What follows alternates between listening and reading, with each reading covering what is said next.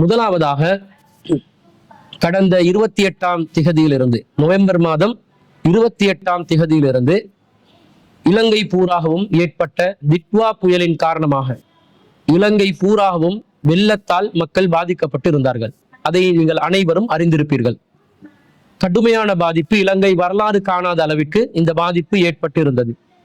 பொதுவாக 2004ஆம் ஆண்டு ஏற்பட்ட சுனாமியின் போது ஏற்பட்ட இழப்புகளை விட அதிகமான இழப்புகளை இந்த திட்வா புயலின் மூலமாக ஏற்பட்ட வெள்ளம் மற்றும் மண் சரிவுகளால் இலங்கை வாழ் மக்கள் சந்தித்திருக்கிறார்கள். கடுமையான பாதிப்புக்கு உள்ளாகி இருக்கிறார்கள். இந்த திட்வா புயல் மூலமாக இலங்கை மக்கள் எந்த அளவுக்கு பாதிப்புக்கு உள்ளானார்கள் என்பதை ஒரு சுருக்கமாக உங்களுக்கு ஒரு தகவலாக பதிவு செய்துவிட்டு நம் ஜமாத் சார்பாக நாம் செய்த நிவாரண பணிகள் சம்பந்தமாகவும் விளக்கலாம் என நினைக்கிறேன்.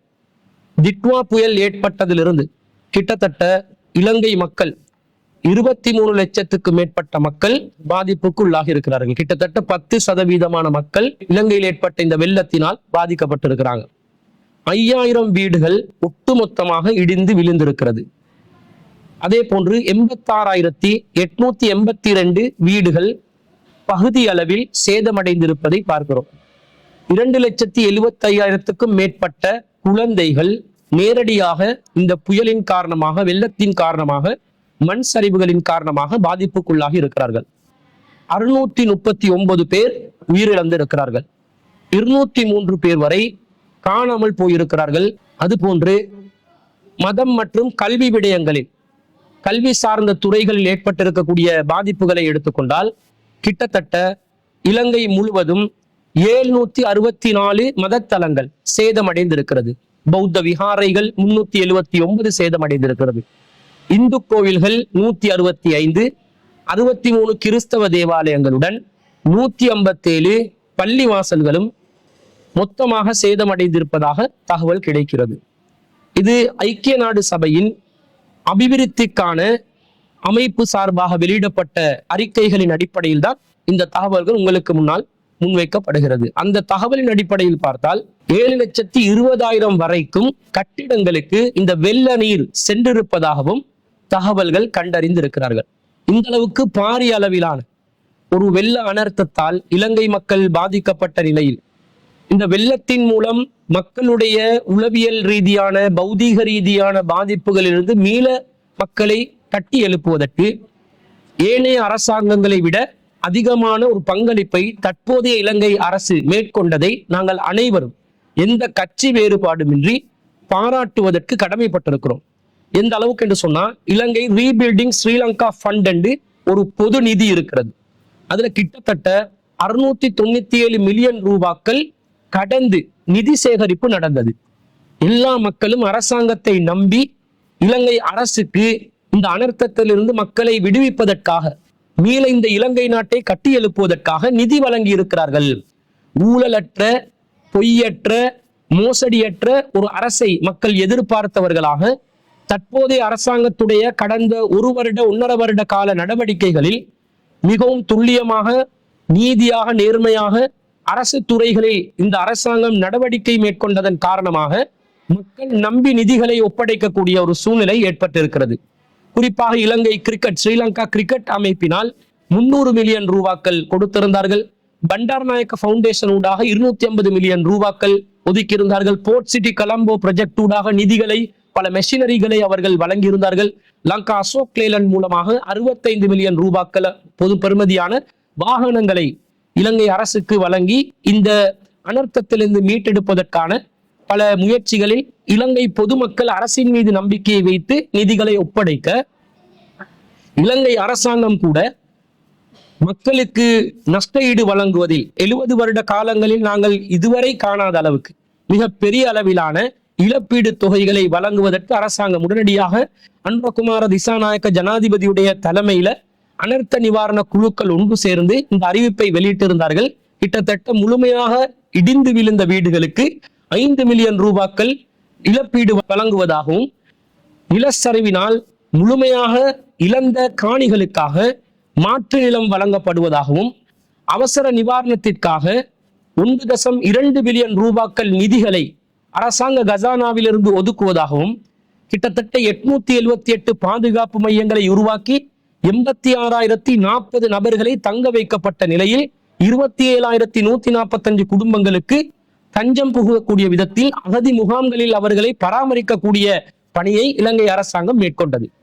இந்த நடவடிக்கைகளை பார்த்த நிலையில் சர்வதேச ரீதியாக இருக்கக்கூடிய நாடுகள், உதாரணமாக சொல்வதாக இருந்தால் நமது அண்டை நாடான இந்தியாவிலிருந்து C-17, C-130 என்ற விமானங்கள் மீட்பு பணிகளுக்கு நடவடிக்கைகளில் ஈடுபடுவதற்காக, அதே போன்று பேலி பிரிட்ஜஸ் அமைப்பதற்கான உதவிகள், மீட்பு படைகள் என்று பல உதவிகளை செய்தார்கள். அதே போன்று UAE துபாய் நாடு தொடர்ச்சியாக ஏர் பிரிட்ஜ் நிவாரண விமானங்களை வழங்கி உதவி செய்தார்கள். சீனாவிலிருந்து 85 டன்களுக்கு மேற்பட்ட மனிதாபிமான உதவிகள் வழங்கப்பட்டது. அமெரிக்காவிலிருந்து $2 மில்லியன் பெறுமதியான அவசர நிதி தொகை வழங்கப்பட்டது. மாலத்தீவிலிருந்து 25,000 டூனா கேஸ்கள் $50,000 வழங்கப்பட்டது. மேலும் $50,000 நிதியுதவி வழங்கினார்கள். இன்னும் ஜப்பான், பாகிஸ்தான், வங்காளதேசம் போன்ற நாடுகள், நம்மளை விட பின்தங்கி இருக்கக்கூடிய நாடுகள் கூட இலங்கையின் இந்த அனர்த்தத்தின் போது உதவிக்கரம் நீட்டி உதவி செய்து மக்களை மீள கட்டி எழுப்புவதற்கான அவர்களுடைய மனிதாபிமான உதவிகளை மேற்கொண்டார்கள். கொரியா, இன்னும் பல நாடுகள், கிட்டத்தட்ட 70க்கும் மேற்பட்ட நாடுகள் ஒரே நேரத்தில் இலங்கை நாட்டுக்கு உதவிக்கரம் நீட்டக்கூடிய விதத்தில் இந்த நாட்டை மீள கட்டி எழுப்புவதற்கான முழுமையான ஒரு உதவி இந்த சமூகத்திற்கு, இலங்கை வாழ் மக்களுக்கு கிடைத்து கொண்டும் இருக்கிறது.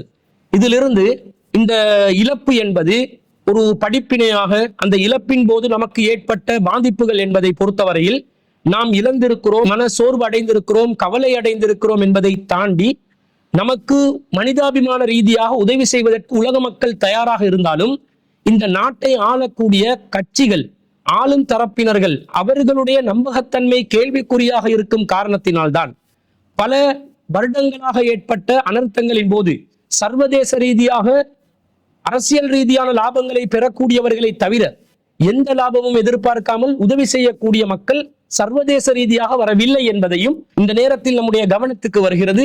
அப்போ ஒரு அரசாங்கம் நேர்மையான பாதையில் செல்லும் என்று சொன்னால் அந்த குடிமக்களுக்கு உதவி செய்வதற்கு பல நாடுகள் தயாராக இருக்கிறார்கள் என்ற செய்தியும் இதன் மூலம் கிடைத்தது.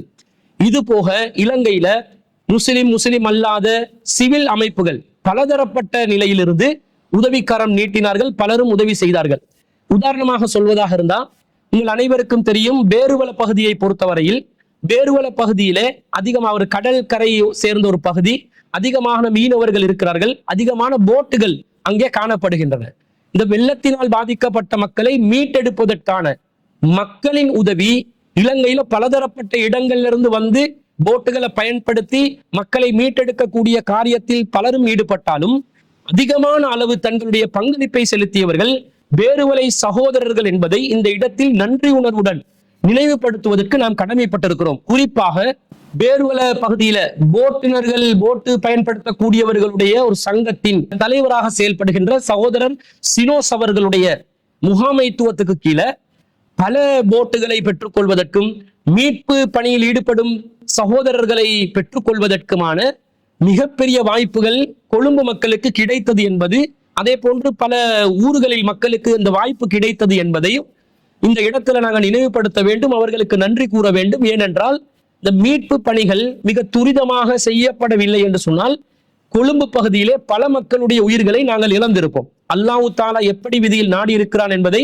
இறைவன் ஒருவன் தான் அறிந்து வைத்திருக்கிறான். ஆனால் கொழும்பு பகுதியில ஒரே ஒரு சகோதரர் மாத்திரம் இந்த வெள்ளத்தால் உயிரிழந்த செய்தி நமக்கு இதுவரைக்கும் கிடைக்கிறது என்று சொன்னால் அதற்கு காரணம் அல்லாஹ்வுடைய பாதுகாப்பு, அல்லாஹ் தஆலா நாடியது என்பது முதன் தரமாக இருந்தாலும் பேருவல மக்கள் அவர்களுடைய முழுமையான ஒத்துழைப்பை வழங்கியது என்பதையும் இந்த இடத்திலே நாம் விளங்கிக் கொள்ள வேண்டும்.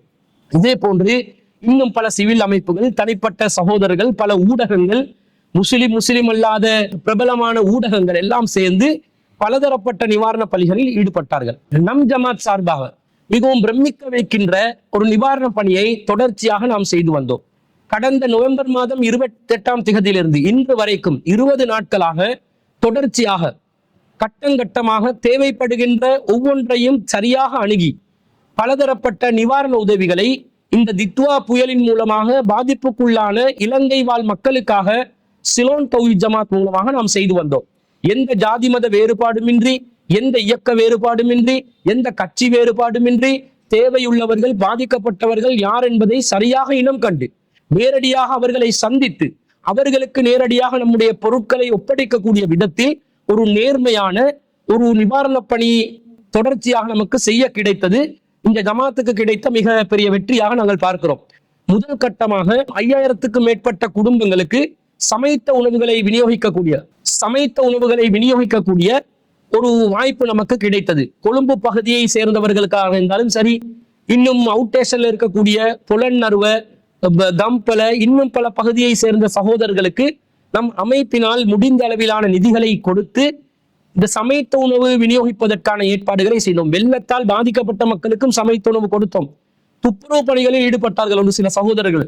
அவர்கள் இரவு பகல் பாராமல் வேறு சில அமைப்புகளை சேர்ந்தவர்கள் துப்புரவு பணியில் ஈடுபடுகின்ற நேரத்தில் அந்த துப்புரவு பணியில் ஈடுபடக்கூடியவர்களுக்கு நாங்கள் சமைத்த உணவு விநியோகித்தோம். பல அகதி முகாம்களில் தஞ்சம் புகுந்திருந்த மக்களை நேரடியாக சந்தித்து இரவு பகல் பாராமல் மூவேளை உணவையும் நம் ஜமாத் சார்பாக அவர்களுக்கு விநியோகித்தோம். பல விதவைகள், பல பெண்கள், கற்பிணிகள், தாய்மார்கள் நம்மளை தொடர்பு கொண்டார்கள். அவர்கள் அங்காங்கே தஞ்சம் புகுந்திருக்கிறார்கள், உறவினர்களுடைய வீடுகளில் இருந்தார்கள். அவர்களையும் நேரடியாக சந்தித்து சமைத்துணவு விநியோகங்களை நாம் செய்யக்கூடிய அந்த வாய்ப்பை அல்லாஹ் தஆலா நமக்கு தந்திருந்தான். பொதுவாக உணவளித்தல் என்பது இஸ்லாத்தில் ஒரு மகத்துவமான செயல்பாடாக நாங்கள் கருதுகிறோம். அதுவும் இது போன்ற நெருக்கடியான நேரத்தில் பாதிக்கப்பட்டவர்களுக்கு அந்த உணவளிக்கக்கூடிய வாய்ப்பை அல்லாஹ் தஆலா நமக்கு ஏற்படுத்தினார்.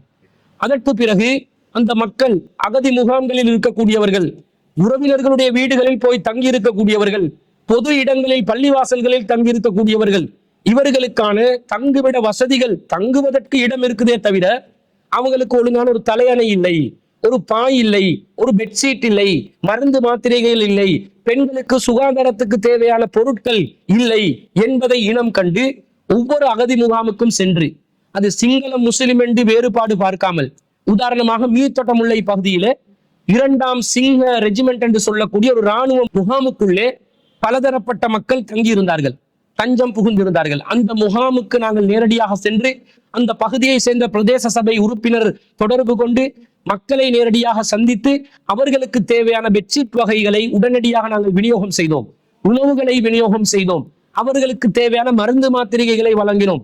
அதே போன்று கொழும்பிலே மட்டக்குழி பகுதியை, சமித்புர பகுதியை சேர்ந்த மஸ்ஜிதுல் பிலாலிலே தஞ்சம் புகுந்திருந்த முஸ்லிம் அல்லாத மக்கள் அனைவருக்கும் தேவையான தலையணைகள், பெட்ஷீட்கள், மருந்து மாத்திரைகள், குழந்தைகளுக்கு தேவையான பெம்பஸ் வகைகள் அனைத்தையும் விநியோகம் செய்வதற்குரிய ஏற்பாட்டை 2ஆம் கட்டமாக நாம் செய்தோம். இப்படி கேளனி 4ஆம் கட்ட பட்டியகந்திய பகுதியிலே வெள்ளத்தால் பாதிக்கப்பட்ட மக்கள் கரையோரத்திலே அவர்களுடைய வீடுகளை கடந்து வெள்ளம் சென்றிருக்கிறது. அவர்கள் ஒரு கரையிலே ஒரு கேம்ப் போன்று அமைத்துக் கொண்டு இருந்தார்கள். அந்த இடங்களுக்கு இரவு பகல் பாராமல் சென்று அவர்களுக்கு தேவையான தலையணைகள், பெட்ஷீட்கள், மருந்து மாத்திரைகளை நாங்கள் விநியோகம் செய்தோம். இது ஒரு 2ஆம் கட்ட பணியாக நாம் செய்திருந்தோம். அதற்கு பிறகு வெள்ளம் கொஞ்சம் கொஞ்சமாக வற்றி செல்லுகின்ற நேரத்தில் வீடுகளை துப்புரவு செய்வதற்கான கோரிக்கைகள் வந்து, துப்புரவு செய்வதற்கு தேவைப்படுபவர்கள் நம்மை தொடர்பு கொள்ளுங்கள் என்று நாம் அறிவித்ததற்கு இணங்க பலதரப்பட்ட இடங்களிலிருந்து மக்கள் தொடர்பு கொண்டார்கள். அதுல குறிப்பாக ஆண் துணைகள் இல்லாமல் அல்லது முதியவர்கள் இருக்கக்கூடிய வீடுகள், அல்லது நோயாளிகள், அல்லது உபாதைகளில் இருக்கக்கூடியவர்கள், தீராத நோயில் இருக்கக்கூடியவர்கள், கர்ப்பிணி தாய்மார்கள் இருக்கக்கூடியவர்கள், அந்த குடும்பத்தை சார்ந்தவர்களால் துப்புரவு செய்வதற்கு முடியாத நிலையில் எந்தெந்த வீடுகள் இனம் காணப்பட்டதோ அந்த வீடுகளுக்கெல்லாம் நேரடியாக சென்று பல வீடுகளை நாம் துப்புரவு செய்து கொடுத்தோம். ஒரு வீடு துப்புரவு செய்வதாக இருந்தால் வெறுமனே பிரஷர் கன் மூலமாக தண்ணீரை அடித்துவிட்டு வருவது என்பதை தாண்டி ஒவ்வொரு சுவரையும் நம்முடைய கரங்களால் பிரஷ்கள் மூலமாக தேய்த்து கழுவி முழுமையான ஒரு சுத்தத்தை அவர்களுக்கு ஏற்படுத்தி கொடுத்துதான் ஒவ்வொரு வீடையும் நாம் சுத்தம் செய்தோம். அவர்கள் அந்த நம்முடைய பணிகளை பார்த்து சில சகோதரர்கள் என்ன நினைத்தார்கள் என்று சொன்னால், இப்படியும் ஜமாத்துகள் இயங்குமா, இப்படியும் மனிதநேய பணிகள் செய்வார்களா, அவர்களுடைய சொந்த வீடுகளை துப்புரவு செய்வதை போன்று மிகவும் துப்புரவாக செய்து தருகிறார்கள் என்று நம்மை பல பேர் பாராட்டினார்கள், துஆ செய்தார்கள். இந்த பணிகள் மிகவும் செம்மையாக நடைபெற்றது என்பதை இதன் மூலம் நமக்கு நேரடியாக கண்கூடாக பார்க்க கிடைத்தது. இப்படி பலதரப்பட்ட வீடுகளை துப்புரவு செய்யக்கூடிய பணிகளை செய்வதோடு வேறு சில சகோதரர்கள் துப்புரவு செய்வதற்கு தயாராக இருக்கிறார்கள், ஆனால் துப்புரவு செய்வதற்கான உபகரணங்கள் இல்லாமல் இருந்தார்கள். அவர்களை இனம் கண்டு அவர்களுக்கு தேவையான தும்பு தடிகள், பிரஷ்கள், அதே போன்று சுகாதாரத்துக்கு தேவையான டிட்டோல் வகைகள், பயனோல் வகைகள், ப்ளீச்சிங் பவுடர் வகைகள், வைப்பர்கள், இன்னும் பல பொருட்களை துப்புரவு செய்வதற்கான உபகரணங்களை திரட்டி பல நூற்றுக்கணக்கான குடும்பங்களுக்கு துப்புரவு செய்வதற்கான உபகரணங்களை நாம் ஜமாத் சார்பாக விநியோகித்தோம். நேற்று முன்தினம் வரைக்கும் துப்புரவு செய்வதற்கான உபகரணங்களை நாம் தொடர்ச்சியாக விநியோகித்துக் கொண்டே இருந்தோம். இதில் குறிப்பாக சிங்கப்பூர பகுதியிலே வாழ்ந்த பல குடும்பங்கள் வெள்ளத்தின் காரணமாக செயின்ட் ஜோசப் ஸ்கூல்ல பாடசாலையில அகதி முகாமில் இருந்தார்கள். அந்த குடும்பங்களை நேரடியாக சந்தித்து அவர்களுக்கு தேவையான துப்புரவு செய்யக்கூடிய உபகரணங்களை அதிகமான அளவில் நாம் விநியோகம் செய்தோம். இப்படி அடுத்த கட்ட நடவடிக்கையாக துப்புரவு செய்யக்கூடிய உபகரணங்களையும் நாம் விநியோகம் செய்தோம். அதற்கு பிறகு வீடுகளுக்கு சென்றவர்களுக்கு உடனடியாக சமைத்து சாப்பிடுவதற்கான வழி இல்லாமல் இருக்கிறது, அவர்களுக்கு சமைப்பதற்கு பொருளாதார ரீதியான தட்டுப்பாடும் இருக்கிறது, உபகரணங்களும் இல்லாமல் இருக்கிறது என்பதை கருத்தில் கொண்டு 2 விதமான நிவாரணப் பணிகளை செய்தோம். முதலாவதாக உலர் உணவு விநியோகம் ஒன்றை செய்தோம். உங்களால முடிஞ்ச அளவுக்கு ஒரு விறகை வைத்தாவது ஒரு அடுப்பை அமைத்துக் கொண்டு சாப்பிடுவதற்குரிய வழிகளை ஏற்படுத்திக் கொள்ளுங்கள் என்று சொல்லி உலர் உணவுகளை விநியோகம் செய்வதற்கான ஏற்பாடுகளை செய்து பல நூற்றுக்கணக்கான குடும்பங்களுக்கு எண்ணிக்கையில் அடங்காத அளவுக்கு பலருக்கும் நாம் ஒவ்வொரு கட்டத்திலும் விநியோகம் செய்தோம். குறிப்பாக ஒரு உலர் உணவு பொதியில ரூபாய் 5000 பெறுமதியான அளவிற்கு தேவைப்படுகின்ற அரிசி, மாவு, தேயிலை, சீனி, வெங்காயம், கிழங்கு, சோயா மீட் வகைகள் இன்னும் பல பொருட்களை உள்ளடக்கி அவர்கள் மனநிறைவு அடையக்கூடிய விதத்தில் அந்த பொதியை சுமப்பவர்கள் கூட இது சுமப்பதற்கு முடியாத அளவுக்கு நிறை அதிகமான பொதிகள் என்று நமக்கு சொல்லும் அளவுக்கு மிகவும் நிறைவான ஒரு பொதியை நாம் அவர்களுக்கு வழங்கினோம். அப்படி வழங்கி கிட்டத்தட்ட கொழும்பு பகுதியை சேர்ந்தவர்கள், அதே போன்று மாதம்பை பகுதியில், புத்தளம் தில்லையடி பகுதியில், மூதூர் பகுதியில் இன்னும் பல பகுதிகளில் உலர் உணவு பொதிகளை விநியோகம் செய்யக்கூடிய பணியை நாங்கள் மேற்கொண்டோம். அதற்கு பிறகு உலர் உணவு பொதிகளை விநியோகம் செய்தாலும் அதை சமைத்து சாப்பிடுவதற்கான தேவைப்பாடுகள் இருக்கிறது. எனவே சமைத்து சாப்பிடுவதற்கான சமையலறை உபகரணங்களை விநியோகம் செய்ய வேண்டும் என்பதை தீர்மானம் ஒன்று எடுத்து நூற்றுக்கணக்கான குடும்பங்களுக்கு தேவையான சமையலறை பொருட்கள், அதே போன்று அவர்களுக்கு தேவையான கேஸ் அடுப்புகள், ஸ்டவ், 2 அடுப்புகளை கொண்டு ஒரு ஸ்டவ்வை விநியோகம், ஒரு குடும்பத்துக்கு ஒரு ஸ்டவ், சமையலறை பொருட்கள் ஒரு பை, அதே போன்று அவர்களுக்கு அந்த நேரத்துல ஒரு மெட்ரஸ் கிட்டத்தட்ட 10,000 ரூபாய் பெறுமதியான அளவில் ஒரு மெட்ரஸுடன் தலையணைகள், பெட்ஷீட்கள் என்று சொல்லி நூற்றுக்கணக்கான குடும்பங்களுக்கு கிட்டத்தட்ட 35-40 லட்சம் ரூபாய் செலவழித்து அவர்களுக்கான அந்த உபகரணங்களை நாங்கள் விநியோகம் செய்தோம். இப்படி பல கட்ட நகர்வாக நம்முடைய சிலோன் தௌஹீத் ஜமாத்தின் வெள்ள நிவாரண பணி இந்த 2025ஆம் ஆண்டு மிகவும் பிரமிக்க வைக்கக்கூடிய அளவில் நடைபெற்றதை நாம் கண்கூடாக பார்த்தோம். இது அல்லாஹ்வுடைய உதவியை தவிர வேறில்லை. எந்த அளவுக்கு நாம் நிவாரண பணிகளில் ஈடுபட்டோம் என்று சொன்னால், நம் தலைமையகம் சார்பாக தலைமையகத்தில் மாத்திரம் 85,4859 ரூபாய் நாம் வசூல் செய்து கிட்டத்தட்ட 84,84,260 ரூபாய் செலவு செய்து மீதம் 20,599 ரூபாய் கையில வச்சிருக்கிறோம். நம்முடைய நிவாரண பணி முடியவில்லை. அடுத்த கட்ட நகர்வாக மூதூரில் ஒரு பகுதியை சேர்ந்த மக்கள் பாடசாலை உபகரணங்கள் கேட்டிருக்கிறார்கள். குழந்தைகளுக்கு பைகளை கேட்டிருக்கிறார்கள், பாடசாலை பைகள், பாடசாலை செல்வதற்கான குழந்தைகளுக்கான சப்பாத்து வகைகள் கேட்டிருக்கிறார்கள். சில குடும்பங்களுக்கு வெள்ளம் பிட்டிய கொழும்பு பகுதியை சேர்ந்தவர்களுக்கே உலர் உணவு பொதியாவது கிடைக்காத இடங்கள் இருக்கின்றன. என்ன எல்லாரும் வெள்ளம் பிட்டி மெகடகொலன்னாவு பகுதிக்கு போனாங்கன்னா மெகடகொலன்னாவுக்குள்ள பல ஆயிரக்கணக்கான குடும்பங்கள் இருப்பாங்க. ஒரு 100 பொதிகள் எடுத்து போறவங்க ஆரம்பத்துல சந்திக்கிற மக்களுக்கு கொடுத்துட்டு விலகி போறாங்க. அப்ப தூரத்தில் இருக்கக்கூடிய பள்ளிவாசல்கள் ஊடாக விநியோகம் செய்யப்பட்டாலும் முழுமையாக அந்த பகுதியை கவர் செய்யக்கூடிய ஒரு நிலையில் இல்லை. அதனால் அந்த பகுதியில பலதரப்பட்ட குடும்பங்கள், நாங்கள் சமையலறை உபகரணங்களை விநியோகம் செய்த நாள்ல இருந்து இதுவரைக்கும் 150க்கும் மேற்பட்ட சகோதரர்கள், சகோதரிகள், தாய்மார்கள் அவர்களுடைய பேர் முகவரியை, வாட்ஸ்அப் இலக்கத்தை நம் ஜமாத்துடைய நிர்வாகிகளுடைய போன் நம்பர்களுக்கு அனுப்பி வைத்தவண்ணம் இருக்கிறார்கள். இன்று வரைக்கும் அனுப்பி கொண்டிருக்கிறார்கள். அப்ப அவர்களையும் இனம் கண்டு அந்த பட்டியலை தயாரித்து உண்மையில் தேவையுள்ளவர்களா இல்லையா, பொருட்களை பெற்றுக்கொண்டவர்கள் மீண்டும் பெறுகிறார்களா என்பதை நாங்கள் பரிசோதனை செய்துவிட்டு அவர்களுடைய தேவைகளையும் பூர்த்தி செய்ய வேண்டி இருக்கிறது. அது போன்று வெள்ளம்பிட்டி அம்பகாந்திய பகுதி, தொகிலவத்த பகுதி, வேலவத்த பகுதி, பொருள்வத்த பகுதி, இது போன்ற பகுதிகளில் பலருக்கும் குறைவான அளவில் தான் நிவாரண பொருட்கள் கிடைத்திருக்கின்றன. ஒரு பொருள்வத்த பகுதியிலிருந்து ஒரு ஆயுர்வேதிக் டாக்டர் ஒருவர் தொடர்பு கொண்டு இதுவரைக்கும் அவர்களுக்கு எந்த பொருளும் கிடைக்கவில்லை என்று ஜமாத்தை தொடர்பு கொண்ட நேரத்துல பாயம் தலையணையும் மாத்திரம்தான் இருக்கிறதுன்னு அவற்றை நாம் கொண்டு சென்று விநியோகித்தோம். அப்படிப்பட்டவர்களுக்கு நாம் கட்டாயமாக சமையலறை பொருட்கள், உலர் உணவு பொருட்கள், பாடசாலை மாணவ மாணவிகள் இருந்து அவர்களுக்கு தேவையான பாடசாலை உபகரணங்கள் என்று விநியோகம் செய்ய வேண்டிய தேவை இருக்கிறது. இதையும் நாங்கள் செய்வதற்கு இன்ஷா அல்லாஹ் தயாராக இருக்கிறோம். அதற்கான நிதிகளையும் தற்போது அறவிட்டுக் கொண்டிருக்கிறோம். அப்ப கிட்டத்தட்ட 85 லட்சம் ரூபாய்க்கான ஒரு நிதியை தலைமை சார்பாக நாம் செய்திருக்கிறோம். நம் கிளைகளிலும் பலதரப்பட்ட நிவாரணப் பணிகள் நடைபெற்றன. குறிப்பாக மாதம்பை பகுதியில் 150 அளவில் மெட்ரஸ்களை விநியோகித்தார்கள். கிட்டத்தட்ட வெள்ளம் வந்த ஆரம்ப நாட்கள்ல 2500க்கும் மேற்பட்ட மக்களுக்கு சமைத்துணவு விநியோகம் செய்தார்கள். அவர்களுடைய கணக்கு அதே போன்று பொலன்னறுவ தமங்கடுவ கிளை மூலமாக அந்த பகுதியில் வாழ் நூற்றுக்கணக்கான குடும்பங்களுக்கு சமைத்துணவுகள் இன்னும் பலதரப்பட்ட நிவாரண உதவிகளை செய்தார்கள். இந்த கணக்கையெல்லாம் எடுத்து பார்க்கும்போது அவர்கள் குத்துமதிப்பாக சொன்னால் ஒரு 15 லட்சம் ரூபாய் எடுத்துக்கொள்ளலாம். சரியா துல்லியமா எடுத்தா கண்டிப்பாக 20 லட்சத்தை தாண்டக்கூடிய விதத்தில் தான் இருக்கும். அந்த கிளைகளிலிருந்து நமக்கு கணக்கறிக்கைகள் வர இருக்கின்றன. அவர்களிடம் விசாரித்த வகையில் கிளைகளில் செய்த பணிகளில் ஒரு குத்துமதிப்பாக சொல்வதாக இருந்தால் ஒரு 15 லட்சம் ரூபாய்க்கான நிவாரண பணியை நாம் செய்திருக்கிறோம் என்றா இந்த வருடம் 2025ஆம் ஆண்டு 1 கோடி ரூபாய் தாண்டிய அளவுக்கு இறை அருளால் முழுமையான ஒரு மனதிருப்தியான நிவாரண பணியை நம் ஜமாத்துக்கு செய்வதற்கான வாய்ப்புகள் நமக்கு கிடைத்திருக்கின்றது, அல்ஹம்துலில்லாஹ். ஆனால் இந்த பணி இத்துடன் முடியாது. இன்னும் தொடர்ச்சியான பணிகளை நாம் செய்யவிருக்கிறோம். உதாரணமாக சொல்வதாக இருந்தால் குர்ஆனை ஓதுவதற்கு பலரும் கோரிக்கைகள் வைத்துக் கொண்டிருக்கிறார்கள். நம்முடைய குர்ஆன் பிரதிகள் தண்ணீருடன் நனைந்து விட்டன. எனவே அந்த குர்ஆன் பிரதிகளை பெற்றுக் கொள்வதற்கு வாய்ப்பு இருக்குதா? முசல்லாக்கள் பெறலாமா? தொழுமிடத்தை அமைத்துக் கொள்ள வேண்டும், அதற்கான உதவிகளை செய்யுங்கள். சில ஆலிம்கள் கிதாபுகள் எல்லாம் நனைந்து விட்டன, கிதாபுகள் பெற்றுக் கொள்ளலாமா? சில பள்ளிவாசல்கள் இஃபுல் மதரசா நடத்தியவர்கள் இஃபுல் மதரசா செய்வதற்கான குர்ஆன் பிரதிகளை பெற்றுக் கொள்ளலாமா என்று கோரிக்கை வைத்த வண்ணம் இருக்கிறார்கள்.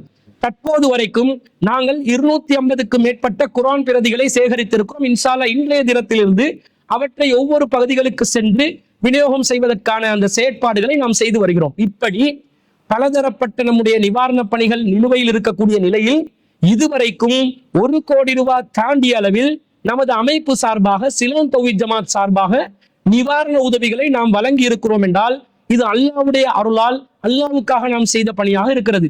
அதே நேரத்துல நன்மையான காரியங்கள்ல ஒருவருக்கொருவர் ஒத்துழைப்பு வழங்க வேண்டும் என்பது அல் குர்ஆனுடைய நியதியாக விதியாக இருக்கிறது. வதஆவனு அலல் பிர்ரி வத்தக்வா 5வது அத்தியாயத்துல 2வது வசனத்துல அல்லாஹ் சொல்றான், தக்குவாவிலும் நன்மையிலும் ஒருவருக்கொருவர் உதவி செய்து கொள்ளுங்கள். அப்ப தக்குவா உள்ள விஷயம், இறையச்சம் உள்ள விஷயம், ஏழை மக்களுக்கு உதவக்கூடிய விஷயம், நன்மையான காரியம் என்று வருகின்ற நேரத்துல ஒருவருக்கொருவர் ஒத்துழைப்பு வழங்கக்கூடிய இந்த பணியை நாம் மேற்கொண்டிருக்கிறோம் அல்லாஹ்வுடைய அருளால்.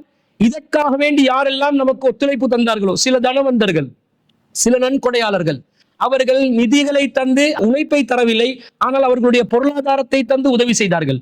ஒரு சில தனவந்தர்கள் நிதிகளையும் வழங்கி நேரடியாக களத்துக்கு வந்து மக்களோட மக்களாக இரண்டர கலந்து அவர்களுக்கு உதவி செய்தார்கள். இவர்களுக்கு ஒரு தனி தரஜா இருக்குது. இந்த பொருளாதாரத்தையும் செலவழித்தார்கள், அவர்களுடைய உடல் உழைப்பையும் செலவழித்தார்கள், ஆரம்பத்திலிருந்து இறுதி வரைக்கும். இன்னும் எதிர்காலத்துல செய்ய இருக்கிறோம், அதிலும் தொடர்பில் தான் இருக்கிறார்கள். அந்த அளவுக்கு அவர்களுக்கு அல்லாஹ் தஆலா ஒரு ஈமானிய பலத்தை, ஒரு இறையச்சத்தை அல்லாஹ் தஆலா அதிகமாக வழங்கி இருக்கிறான். அந்த வகையில் அந்த பணிகளை அவர்கள் தொடர்ச்சியாக செய்தார்கள். இது போன்று இன்னும் பல சகோதரர்கள் இந்த அமைப்பினூடாக பாரபட்சம் இல்லாமல், மோசடி இல்லாமல், குறுகிய நோக்கங்கள் இல்லாமல் இறைவனுக்காக நாங்கள் பணியாற்றுகிறோம் என்பதை கண்கூடாக நாங்கள் நிலைநிறுத்தி இருக்கிறோம். எனவே இந்த ஜமாத்துடன் உங்களுடைய பொருளாதார உதவிகளை வழங்கி தொடர்ச்சியாக தேவையுள்ள மக்களுக்கு அவற்றை விநியோகம் செய்வதற்கான ஒத்துழைப்பை வழங்குமாறு அன்பாய் கேட்டுக்கொள்கிறோம். ஏனென்றால் அல்லாஹ்வின் தூதர் ஸல்லல்லாஹு அலைஹி வஸல்லம் அவங்க சொல்றாங்க, சஹீஹ் முஸ்லிம்ல 5231 ஹதீஸ்ல வருது, ரசூல் ஸல்லல்லாஹு அலைஹி சொல்றாங்க, மன் நஃபஸ அன் முஃமினின் குர்பத்தன் மின் குர்பித் துன்யா, ஒரு மூமினுடைய இந்த துனியாவில் ஏற்படக்கூடிய கவலையில் ஒரு கவலையை ஒருவன் போக்கினால், நஃபஸல்லாஹு அன்ஹு குர்பத்தன் மின் குர்பி யௌமில் கியாமா, அல்லாஹ் தஆலா மறுமையில் அவருக்கு ஏற்படக்கூடிய கவலைகளிலிருந்து ஒரு கவலையை அல்லாஹ் போக்கி விடுவான் என்று ரசூலுல்லாஹ் சொல்றாங்க. வமை யஸ்ஸர அலா முஸ்ரின் யஸ்ஸரல்லாஹு அலைஹி ஃபித் துன்யா வல் ஆகிரா, சிரமப்படுவும் ஒருவருக்கு யார் ஒருவர் இலேசாக அவருக்கு சிரமத்தை போக்கக்கூடிய விதத்தில் உதவுவாரோ இந்த உலகத்திலும் மறுமையிலும் அத்தகையவர்களுடைய சிரமத்தை போக்குபவர்களுடைய சிரமத்தை அல்லாஹ் போக்கி விடுவான் என்று சொல்லி நபி ஸல்லல்லாஹு அலைஹி வஸல்லம் சொல்றாங்க. வமன் சத்தர முஸ்லிமன் சத்தரல்லாஹு ஃபித் துன்யா வல் ஆகிரா, எவன் ஒருவன் ஒரு முஸ்லிமுடைய குறையை மறைப்பானோ அல்லாஹ் இம்மையிலும் மறுமையிலும் அந்த முஸ்லிமுடைய குறையை மறைத்து விடுவான். வல்லாஹு ஃபீ ஔனில் அப்தி மா கானல் அப்து ஃபீ ஔனி அஹீஹி, அதே போன்று ரசூலுல்லாஹ் சொல்றாங்க, ஒரு அடியான் இன்னொரு அடியான் செயல்படுகின்ற காலம் எல்லாம் அந்த உதவும் அடியானுடைய விஷயத்தில் அல்லாஹ் தஆலா உதவியாக நிற்பான் என்று அல்லாஹ்வின் தூதர் ஸல்லல்லாஹு அலைஹி வஸல்லம் அவங்க சொல்றாங்க.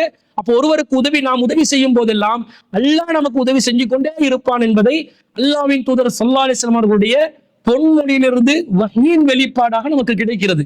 இது எவ்வளவு பெரிய ஒரு ஆறுதல், எவ்வளவு பெரிய ஒரு பக்கபலம், எவ்வளவு பெரிய ஒரு மன வலிமையை ஏற்படுத்துகிறது.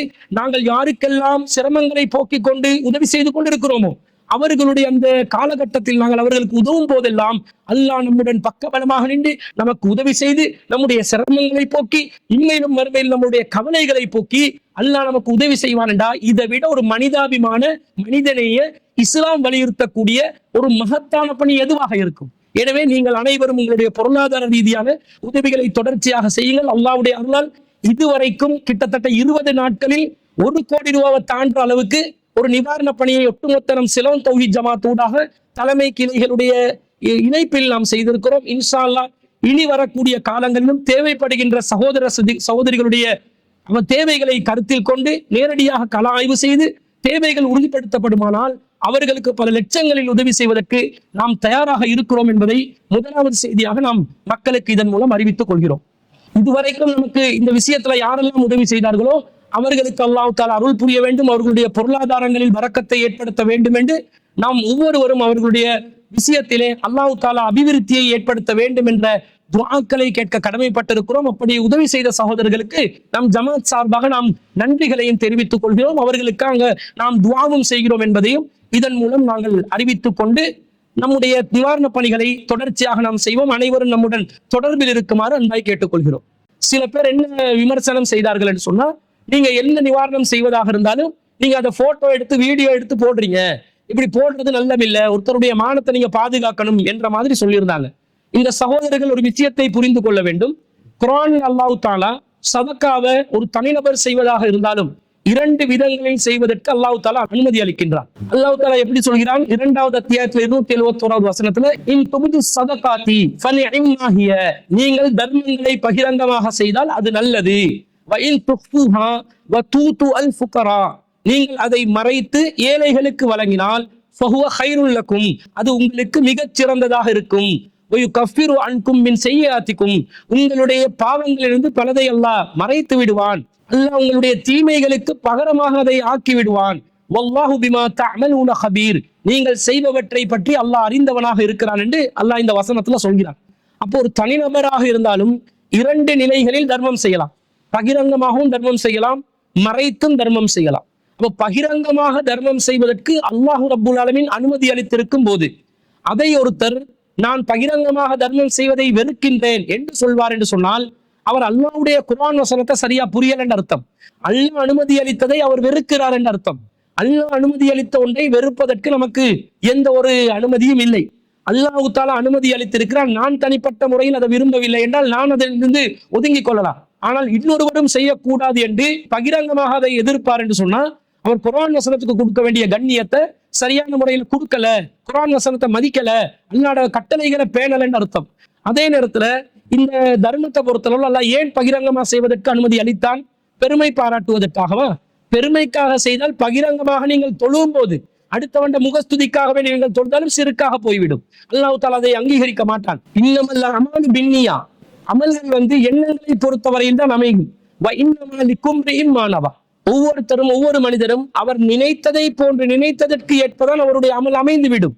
ஃபமன் கானத் ஹிஜ்ரத்துஹு இல துன்யா யுஸிபுஹா, யாராவது ஒருவர் இந்த உலகத்துக்காக வேண்டி ஹிஜ்ரத் செய்தால் அந்த ஹிஜ்ரத்தின் பலனை, உலக லாபத்தை அவர் அடைந்து கொள்வார். அவ் இல இம்ராத்தின், அல்லது ஒரு பெண்ணுக்காக வேண்டி அவர் திருமணம் செய்தால் யங்கிஹா, அந்த பெண்ணை திருமணம் செய்து கொள்வாள். ஃபஹிஜ்ரத்துஹு இலா மா ஹாஜர இலைஹி, அவர் எதற்காக வேண்டி ஹிஜ்ரத் செய்தாரோ அதற்கான கூலிதான் அவருக்கு கிடைக்கும் என்று அமல்களை பொறுத்தளவுல எண்ணங்களை பொறுத்துதான் அது அமையும்.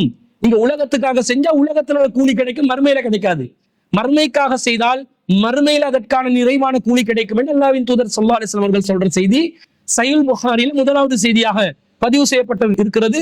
உமர் இப்னு கத்தாப் ரலியல்லாஹு அன்ஹு அறிவிக்கிறாங்க. அப்ப அடுத்தவர்களுக்கு காட்டுவதற்காக தொழுதாலும் சரி அதற்கு நன்மை கிடைக்காது. அர்ரியாஉ ஷிர்க் என்றாங்க ரசூல் ஸல்லல்லாஹு அலைஹி வஸல்லம். முகஸ்துதி என்பது இணை கற்பித்தல் என்றாங்க. அடுத்தவன் பார்க்கறதுக்காக செய்தால் நம்முடைய தொழுகைகள் கூட பாழாகிவிடும். அப்ப அடுத்தவன் மெச்சுவதற்காக, பாராட்டுவதற்காக, நன்றி உபகாரம் எதிர்பார்த்தவர்களாக, அடுத்தவன் நம்ம முன்னாடி 2க்கு 3க்கு மடிஞ்சு கைகளை கட்டி வாழணும் என்றதுக்காக வேண்டி யார் ஒருவர் தர்மம் செய்தாலும் அந்த தர்மத்தில் எந்த பலனும் இல்லை. ஒருவருக்கு நோவினை கொடுத்தாலும் தொல்லை கொடுத்தாலும் அந்த தர்மத்தில் எந்த பலனும் இல்லை. நாம் செய்வது மக்களுடைய நிதியில் பெறக்கூடிய பணம் என்பதனால் அடுத்த மக்களுக்கு இதை நாங்கள் வழங்கி இருக்கிறோம், நிதி தந்தவர்கள் அதை பகிரங்கமாக அறிய வேண்டும் என்பதற்காகத்தான் பகிரங்கமாக நாங்கள் அதை விநியோகம் செய்திருக்கிறோம். அந்த நாம் வெளியிடுகின்ற போட்டோக்களில் கூட எல்லாருடைய முகங்களையும் மறைத்துதான் வெளியிடுகிறோம். யார் உதவிகளை பெற்றுக் கொண்டார்கள் என்று விளங்காது. ஆனால் பகிரங்கமாக உதவிகள் விநியோகம் செய்யப்பட்டிருப்பதை மக்கள் புரிந்து கொள்ளக்கூடிய விதத்தில் பகிரங்கமாக செய்கிறோம். முகங்கள் தெரிந்தாலும் மார்க் அடிப்படையில் அது தப்பாவாது என்பதை இந்த குர்ஆன் வசனங்கள்ல இருந்து ஹதீசுகள்ல இருந்து நாங்கள் விளங்கிக் கொள்கிறோம். அப்ப இது ஒரு பொதுப்பணி என்பதனால் நாம் பகிரங்கமாக மக்களுக்கு கணக்கு காட்டுவதற்கு தயாராக இருப்பதனாலதான் அது மக்களுக்கு விநியோகம் செய்யப்படுவதை நாங்கள் பகிரங்கமா போட்டோமே தவிர, சிலோன் தௌஹீத் ஜமாத்தை பொறுத்தளவுல நாங்க யாரும் அரசியல் செய்யக்கூடியவர்கள் அல்ல, நாங்கள் யாரும் ஓட்டு கேட்டு வந்தவங்க அல்ல, இந்த நிவாரண பணிகளை வைத்து யூடியூப் மூலமாக சம்பாத்தியம் பெறக்கூடியவர்களும் அல்ல. நாம் செய்யக்கூடிய எல்லாமே இறை திருப்திக்காக வேண்டி, இறை முகத்துக்காக வேண்டி, அல்லாஹ்விடம் கூலி எதிர்பார்த்தவர்களாக, நமக்கு தெரிந்தவர்களுடைய நிதிகளை எடுத்து தேவைப்படுபவர்களுக்கு விநியோகம் செய்யக்கூடிய இடைத்தரகர்களாக நாங்கள் இருந்து செயல்படுகிறோமே தவிர, அல்லாஹ்வுக்காக பணிபுரிகிறோமே தவிர, நம்முடைய உடல் உழைப்பையும் பொருளாதார ரீதியான ஒத்துழைப்பையும் இந்த பொது நிதியத்திற்கு நாங்கள் வழங்கி கொண்டு இறை திருப்திக்காக பணியாற்றுகிறோமோ தவிர, இதுல வேறு விதமான இந்த நோக்கங்களையும் நாம் கற்பிக்கவில்லை என்பதிலிருந்து இதை இந்த நிவாரண பணிகளை வச்சு நாங்க ஃபேமஸ் அடையணும், பிரசித்தி பெற வேண்டும், எலெக்ஷன்ல அடுத்த தேர்தலை நிக்கணும், அடுத்தவனுக்கு பேரம் பேசுற சக்தியை உருவாக்கி கொள்ளணும், அல்லது யூடியூப் மூலமா வருமானத்தை அடையணும், நம்முடைய யூடியூப்ல பேஸ்புக்ல சப்ஸ்கிரைபர்ஸை கூட்டிக் கொள்ளணும் என்ற மாதிரி அற்பமான எண்ணங்களுக்காக வேண்டி நாம் செய்பவர்கள் அல்ல என்பதனால் இது பகிரங்கமாக செய்யப்படுவதை நீங்கள் யாரும் தவறாக நினைக்க வேண்டிய எந்த அவசியமும் இல்லை என்பதை புரிந்து கொள்ள வேண்டும். அடுத்ததாக ஒரு சகோதரி என்ன கேட்கிறாங்கடா, இந்த மட்டக்களப்பு வாகனேரி பகுதியில டிசம்பர் 15ஆம் தேதி காலையில ஒரு குடும்ப தகராறு ஏற்பட்டு அதுல 46 வயது 4 பிள்ளைகளின் தந்தை ஒருவர் உயிரிழந்ததாக, பிட்டு கேட்டதால் மனைவியால் வெட்டி தாக்கப்பட்டு கொலை செய்யப்பட்டிருக்கிறார். இது விஷயத்தில் இஸ்லாத்தின் பார்வை என்ன என்று ஒரு கேள்வியை கேட்டிருக்கிறாங்க. இந்த சம்பவத்தை நாங்கள் முதலில் புரிந்து கொள்ள வேண்டும். எல்லாரும் இப்படி ஒரு செய்தி வந்தோம். என்ன செய்தி? மட்டக்களப்பு மாவட்டத்துல ஈஸ்டர்ன் சைட்ல கிழக்கு மாகாணத்துல வாகனேரி என்ற ஒரு பகுதியில டிசம்பர் 15ஆம் தேதி ஒரு கொலை நடக்குது. ஒரு மனைவி ஒரு கணவனை கொலை செய்கிறார். அப்ப கொலை செய்ததற்கு அடிப்படையான காரணம் என்ன என்பதை விசாரித்து பார்க்கின்ற நேரத்துல அந்த கணவன் ஒரு விவசாயி. அவர் சாயங்காலம் விவசாயத்துக்கு போய் காலையில வீட்டுக்கு மனைவி கிட்ட பிட்டு கேட்கிறாங்க, கொழும்புல புட்டுவாங்க. அப்ப இந்த பிட்டு கேட்கும் போது இந்த மனைவி என்ன செய்யறாங்களாம், சரமாரியாக கணவனை தாக்கி அதே இடத்துல கொலை செஞ்சு அவங்க போலீஸ்ல போய் சரணடைந்து இருக்கிறாங்க என்ற ஒரு செய்தி ரொம்ப பரபரப்பாக பேசப்பட்டு இலங்கை மக்கள் மத்தியில் ஒரு மிகப்பெரிய ஒரு அதிர்ச்சியை ஏற்படுத்தியது. புட்டு கேட்டதற்காக வேண்டி இப்படி வெட்டி போடுவீங்களா, இப்படி கொலை செய்வீங்களா? மனைவி கிட்ட ஒரு கடையாப்பம் காலை சாப்பாடு, மத்தியான சாப்பாடு, இரவு சாப்பாடு கேட்கறதா இருந்தா தலைக்கவசத்தை வைத்துக் கொண்டுதானே கேட்க வேண்டி இருக்கிறது என்று பலரும் மீம்ஸ் போட்டாங்க.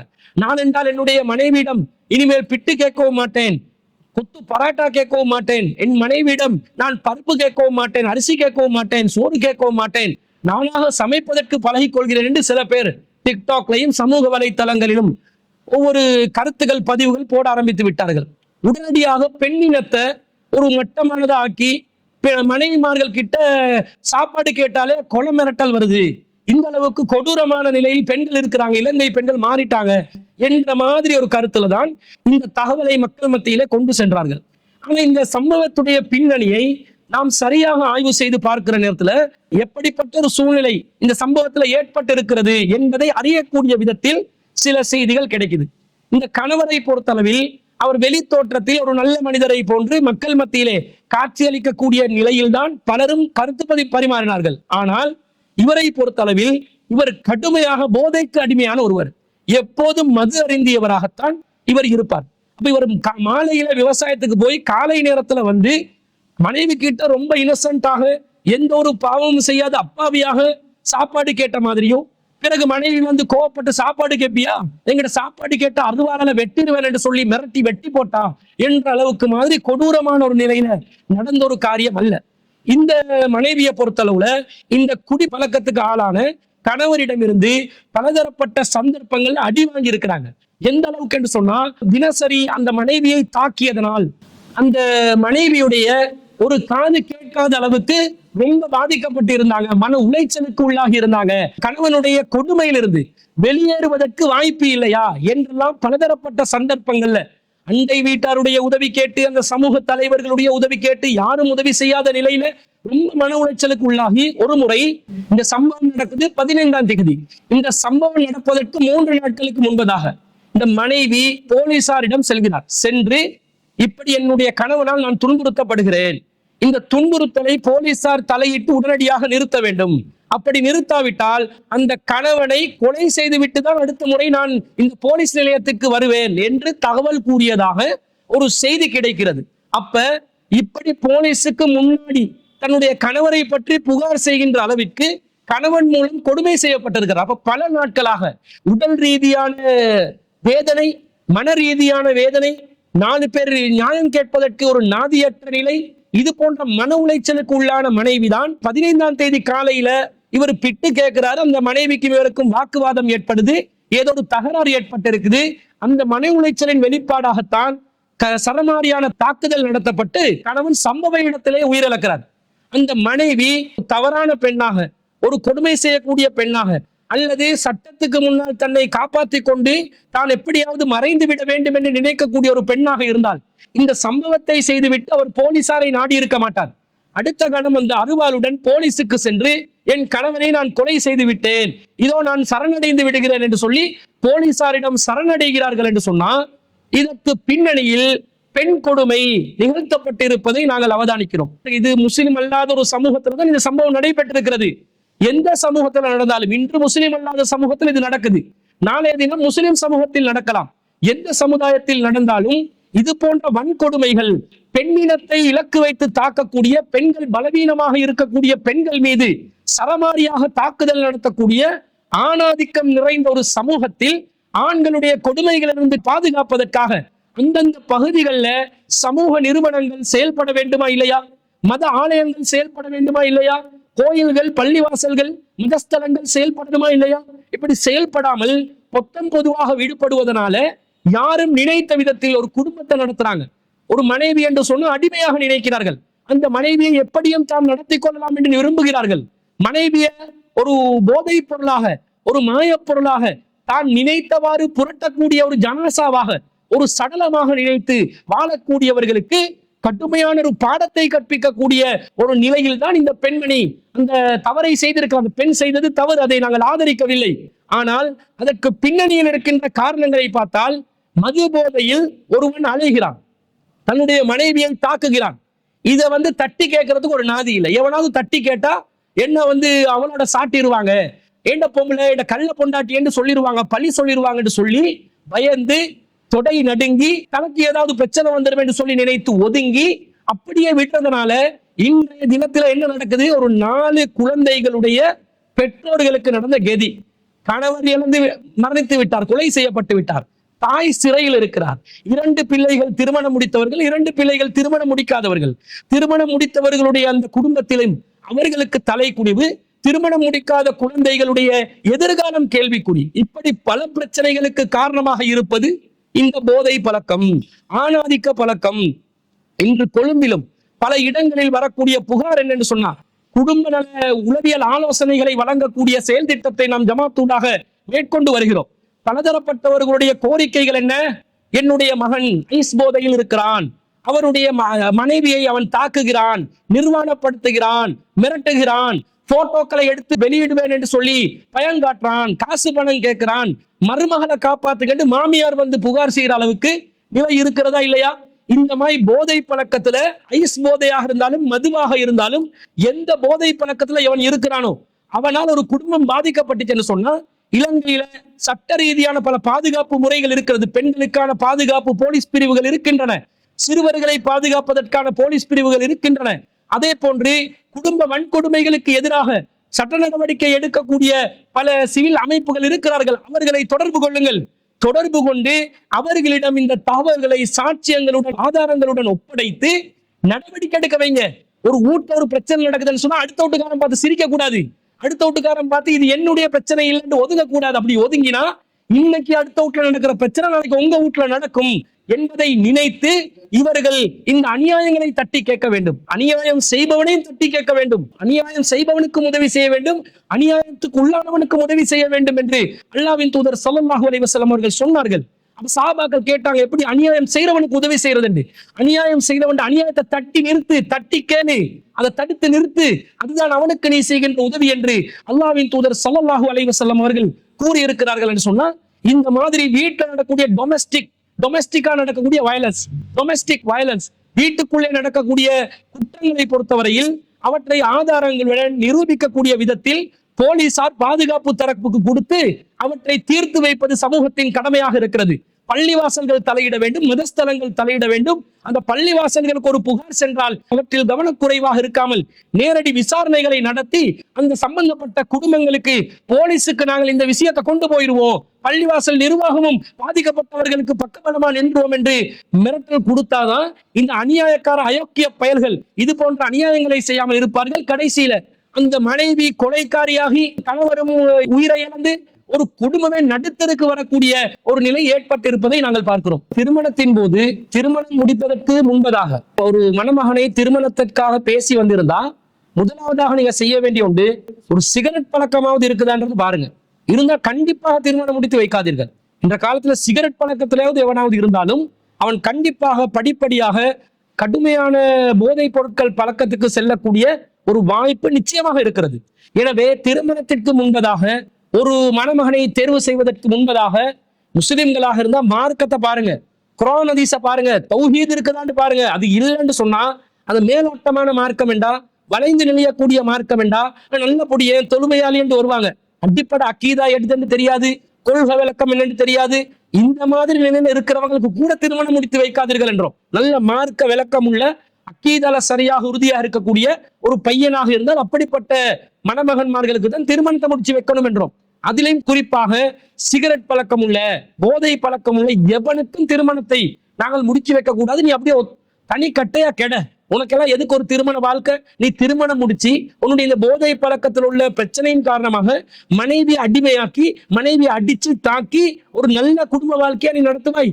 நாசமா போகிற ஒரு குடும்ப வாழ்க்கையை நடத்துறதுக்கு நீ திருமணம் ஆகாம இருப்பதுதான் நல்லது என்ற வகையில அத்தகையவர்களுக்கு திருமணம் நாங்கள் பொண்ணு கொடுக்கவே கூடாது. எல்லாரும் டிமாண்ட் பண்ணி பாருங்க, இவங்க திருந்துவாங்க. அப்படி இல்லைன்னு சொன்னா இப்படி பெண்களுக்கு கொடுமை செய்கின்ற நேரத்துல பெண்கள் அவசரப்பட்டு அவசர கோபத்தால் முன்கோபத்தால் அவர்களுக்கு ஏற்படக்கூடிய அந்த வெறுப்பின் காரணமாக கொலை செய்கின்ற அளவுக்கு மாறுகிறார்கள். அந்த கொலை செய்த பெண்ணை நாங்கள் கண்டிக்கின்றோம். அப்படி செய்திருக்க கூடாது, பொறுமையை காத்திருக்க வேண்டும். சட்டத்தை தன் கையில் எடுத்தது தவறு, ஆனால் அவரை அந்த விஷயத்துக்கு தூண்டி குற்றம் செய்வதற்கு காரணமாக இருந்தவர் அந்த பெண்ணின் கணவர் தான் என்பதை இதன் மூலம் நாங்கள் விளங்குகிறோம். பெண்கள் பலவீனமானவர்கள். இஸ்லாமிய பார்வை என்ன? அல்லாஹ்வின் தூதர் ஸல்லல்லாஹு அலைஹி சொல்றாங்க, வ இன் ஆவஜ ஷைஇன் ஃபில் லிலை அலாஹு, எலும்புகள்ல மிகவும் வளைந்த எலும்பு விலா எலும்புதான். வ இன் ஸஹத்த துகீமுஹு கஸர்தஹு, நீங்கள் அதை ஒரே அடியாக நிமிர்த்த போனால் அதை நீங்கள் உடைத்து விடுவீர்கள். எனவே ஃபஸ்தௌசு பின்னிஸா, பெண்கள் விஷயத்திலே நல்லதை நாடுங்கள் என்று அல்லாஹ்வின் தூதர் ஸல்லல்லாஹு அலைஹி வஸல்லம் அவர்கள் சொன்ன செய்தியை அபூ ஹுரைரா ரலியல்லாஹு அன்ஹு அவங்க அறிவிக்கிறாங்க. சஹீஹ் புகாரில 3331வது செய்தியாக நாங்கள் பார்க்கிறோம். அப்ப பெண்கள் விஷயத்தில் தவறுகள் பலவீனங்கள் இருக்கும்.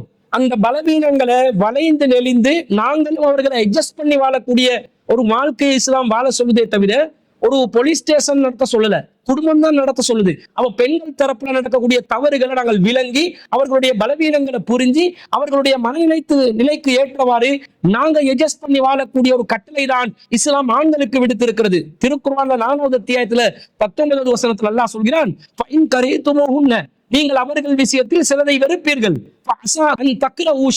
நீங்கள் எதை அவர்கள் விஷயத்தில் வெறுக்கிறீர்களோ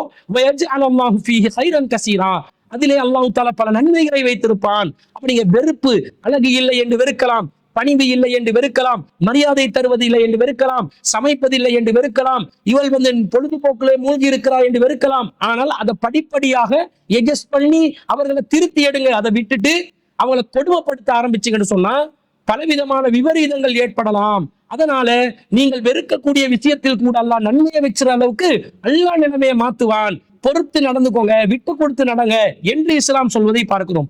பெண்களை அடிக்க கூடாது என்று இஸ்லாம் சொல்கிறது. இஸ்லாமிய மார்க்கத்துல விவாகரத்தாகிற அளவுக்கு ஒரு பெண் செல்வாரே ஆனால் அந்த நேரத்துல ஒரு குறிப்பிட்ட அளவில் காயம் ஏற்படாத அளவுக்கு லேசா அந்த கணவன் மனைவியை வெறுக்கிறார் என்றதை எடுத்து காட்டுறதுக்காக லேசா மேல தட்ட சொல்லுது. இஸ்லாம் அனுமதித்து இருக்கும் போது ரசூலா என்ன சொல்றாங்கன்னா,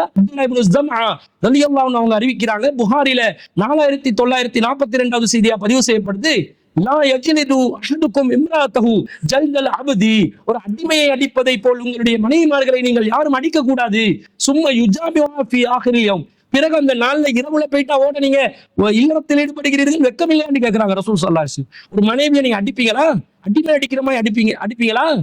ரசூல் ஸல்லல்லாஹு அலைஹி வஸல்லம் அதை தடுக்கிறாங்க. ஒரு பெண்ணை நீங்கள் அடிக்காதீர்கள், நீங்க அவங்கள அடிமைகளை அடிப்பதை போட்டு கொடுமைப்படுத்தாதீர்கள் என்று இஸ்லாம் நமக்கு கடுமையான கட்டளையிட்டு இருப்பதை பார்க்கலாம். அப்ப அந்த கணவன், மரணித்த கணவர் வெளிப்படையான உலகத்துல நல்ல மனிதரை போன்று காட்சி அளித்திருக்கலாம். நல்ல மனுஷன் புட்டு தானே கேட்டாரு, என்னத்தை கேட்டாரு, புட்டு கேட்டதுக்கு வெட்டி போட்டாலே என்றெல்லாம் அந்த பெண்ணை தப்பாக சித்தரிக்கிறவர்கள் ஒரு விஷயத்தை விளங்கணும். அந்த உள்ளரங்கத்தில் அந்தரங்கத்தில் என்ன நடந்தது என்று எங்களுக்கு தெரியுமா? இப்பதான் சில செய்திகள் கசியுது. ஒருத்தர் ஊரகத்துக்கு நல்லவனா காட்சி அளிக்கலாம், ஆனா பொண்டாட்டிக்கிட்ட கொடுமையானவனா இருப்பான். பொண்டாட்டிக்கிட்ட தான் அவன் முழு வேஷமும் கலையும். அந்த மனைவியிடம் அவன் கொடூரனாக இருந்தால் அவன் மற்ற மனிதர்களிடம் நல்லவனாக இருந்து எந்த அர்த்தமும் இல்லை. திருமதியில் 1082வது ஹதீஸ்ல ரசூலுல்லாஹ் சொல்றாங்க, அக்மல் முஃமினீன ஈமானன், ஒரு ஈமான் நிறைந்த ஒரு மூமினுடைய நிலை எப்படி என்று சொன்னா, அஹ்ஸனுஹும் குலுகா, அவருடைய நற்குணத்தில் அவர் முழுமையடைந்தவராக சிறந்தவராக இருப்பார். வஹியாருக்கும் நிசாயின் குலுகா, உங்கள சிறந்தவர் உங்கள் மனைவிமார்களிடத்தில் நீங்கள் நல்லவராக இருப்பவர் தான், சிறந்தவராக இருப்பவர் தான். பொண்டாட்டிக்கிட்ட நல்ல பேரை எடு, பொண்டாட்டிக்கிட்ட நல்லவனா இரு.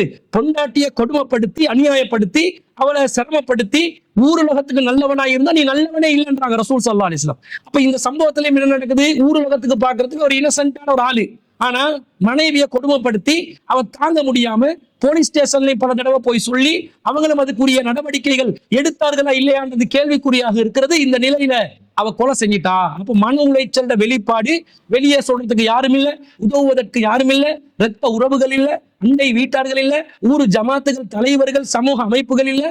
எனவே தானே தன்னுடைய வாழ்க்கை விஷயத்துல முடிவெடுக்கிறோம் என்று அந்த பெண்மணி அவசரப்பட்டு விட்டால், சட்டத்தை கையில் எடுத்து விட்டால், கொலை செய்து விட்டால். இப்ப அந்த பெண்மணி காலகாலமாக ஜெயில கிடக்க வேண்டிய ஒரு நெருக்கடி ஏற்படுகிறது. அப்ப இந்த மாதிரி நிலைகள் வராமல் இருக்க ஆண்கள் நல்ல மாதிரி பெண்களோடு குடும்பத்தை நடத்துங்க.